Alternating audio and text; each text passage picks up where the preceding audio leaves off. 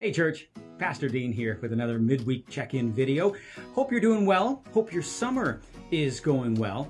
You know, for the last couple of days, I've been reflecting on what Pastor Pam preached last Sunday here at First Baptist. And if you haven't heard that message yet, if you weren't here or you haven't had a chance to check out the video or the podcast, really encourage you to do that.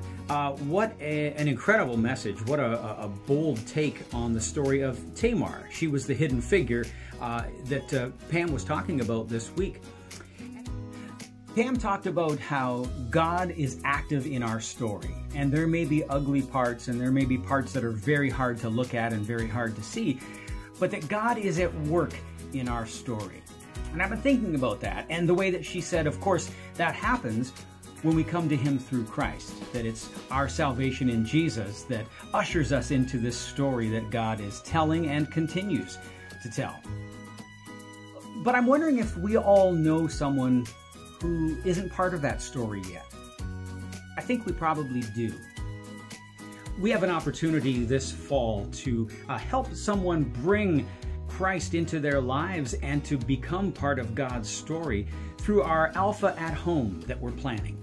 And if you haven't given this much thought, or maybe you've been praying through this and you haven't quite come to a conclusion yet, I really want to encourage you to think about holding an Alpha at Home for one friend, 2, 3 friends. It doesn't have to be a big thing.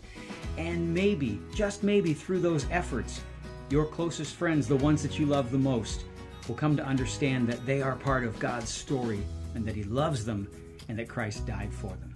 So be thinking about that and continue to reflect on what Pastor Pam taught this past Sunday. I'm actually back at the pulpit this week. We'll be talking about Lydia, and you can read about her in Acts 16. So we'll look to see you then, and until then, have a great week.